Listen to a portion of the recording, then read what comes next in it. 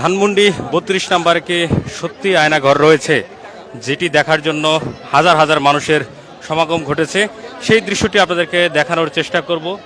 এবং এখানটায় যদি দেখাই যে গর্ত রয়েছে এবং নিচে অনেক নিচ পর্যন্ত কিন্তু দেখা যাচ্ছে, এবং সেই দৃশ্যটি আপনাদেরকে একটু দেখানোর চেষ্টা করব, যেটি দেখার জন্য হাজার হাজার মানুষ কিন্তু এখানে এসেছেন। আপনাদেরকে যদি দেখায় এখন এই মুহূর্তে ৩২ নম্বরে গতকাল রাতে যখন চাওয়ার হয়ে যায় চতুর্দিকে যে ৩২ নম্বর আয়না ঘর রয়েছে, সেটি দেখার জন্য কিন্তু সকাল থেকেই উৎসুক জনতা আসতে থাকে।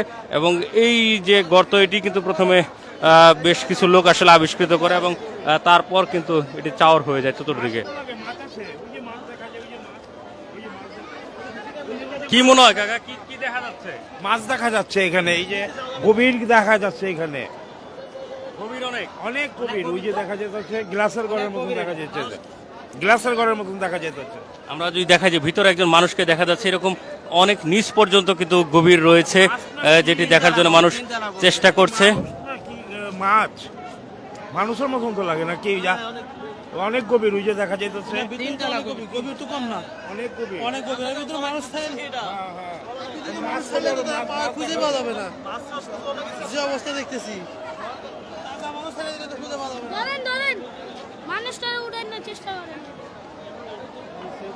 আমরা যদি দেখাই যে অনেকে কিন্তু নিচতলা পর্যন্ত পৌঁছে গিয়েছে, এবং আমরাও সেখানটায় আসলে যাওয়ার চেষ্টা করবো, আপনাদেরকে দেখানোর চেষ্টা করব সত্যি কি এখানে আয়না ঘর রয়েছে কিনা।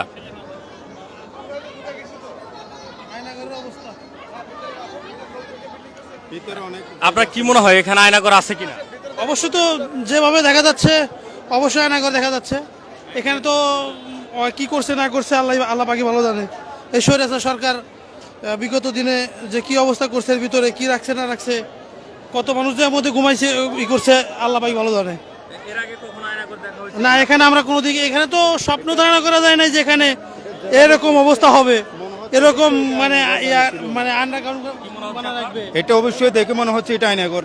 অবশ্যই অবশ্যই উনি, কারণ ওনার স্বভাবই ছিল এরকম, উনি এভাবে মানুষকে দিন দিন অত্যাচার করেছে। এভাবেই উনি ভালো মানুষকে ধরে নিয়ে এসে, ভালো মানুষকে ধরে নিয়ে এসে তারা এভাবে অত্যাচার করতো, নামে গুম করছে, গুম করছে। এটাই তাদের কাজ ছিল স্বৈরাচার শাসকের।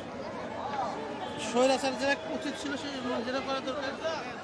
আমরা যদি দেখাই যে এখানে হাজার হাজার মানুষ কিন্তু চলে এসেছেন এই আয়নাঘরটি দেখার জন্য, এবং পুরো ধানমন্ডি ৩২ নম্বর জুড়ে কিন্তু একটি থমথমে পরিবেশ। আয়না ঘরে এই যে আয়না ঘরে এই যে আয়না ঘর, ওর ভিতরে মানুষ, ওর ভিতরে মানুষ, ওর ভিতরে মানুষ,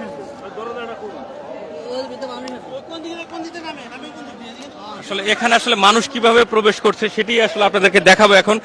এখানে যে লম্বা আসলে ড্রেন সাদৃশ্য যেটি দেখা যাচ্ছে, এটিকে আসলে অনেকে অনুমান করছেন যে এই পুরো নিচটি জুড়ে আয়নাঘর রয়েছে, এবং আমরা আসলে সেখানে কিভাবে প্রবেশ করে সেটি আপনাদেরকে এই মুহূর্তে দেখানোর চেষ্টা করবো। কে কোথায় থেকে দেখছেন লাইভে কমেন্ট করে জানান, এবং ইত্তেফাকের সঙ্গেই থাকুন। সরাসরি আপনাদেরকে আয়নাঘর সাদৃশ্য যেখানে ঘর রয়েছে সেই ঘরটিতে নিয়ে যাওয়ার চেষ্টা করছি। এই যে আমরা আসলে নিচে ধীরে ধীরে প্রবেশ করার চেষ্টা করছি, আসলে এই দিক দিয়ে কিন্তু আসলে প্রবেশ করানো হয় খুব সম্ভবত, এবং আমরা সেখানেই যাওয়ার পথে কিন্তু দেখছি যে হাজার হাজার মানুষ এখানে রয়েছেন, এবং এই দিক দিয়ে কিন্তু ঠিক নিচে আসলে প্রবেশ করে মানুষ, এবং যতটুকু আসলে প্রবেশ করা যায় আপনাদেরকে ধীরে ধীরে দেখানোর চেষ্টা করি। এই পাশ থেকে যদি দেখাই যে এখানেও কিন্তু বেশ কিছু মানুষ আসলে দেখছেন নিচের দিকে তাকিয়ে, এখানে পানি দেখা যাচ্ছে।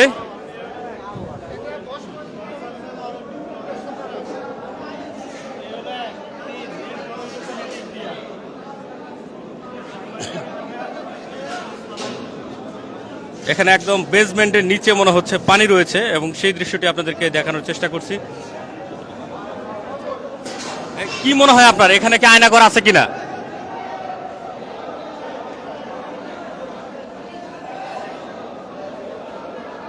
আমরা একটু একজনের সাথে কথা বলার চেষ্টা করছিলাম, সে আসলে সংকোচ ফিল করছিল, চলে গিয়েছেন, এবং আপনাদেরকে দেখানোর চেষ্টা করি এখানে অসংখ্য মানুষ কিন্তু রয়েছেন যারা এখানে প্রবেশ করছেন, এবং আপনাদেরকে দেখানোর চেষ্টা করছি।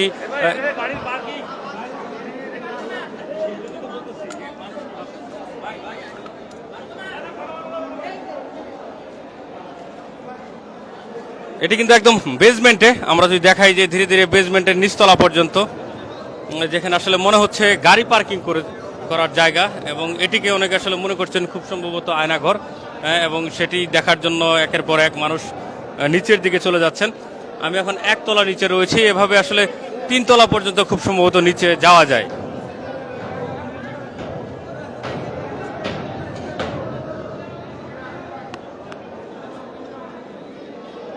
নিচের দিকে আসলে খুব অন্ধকার থাকা এবং নেটওয়ার্ক না থাকায় যাওয়া যাচ্ছে না, আপনাদেরকে যতটুকু যাওয়া যাচ্ছে দেখানোর চেষ্টা করছি।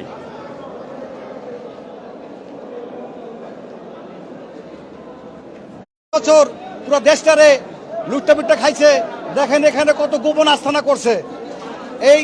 এই মনে করেন যে দেশের জনগণরে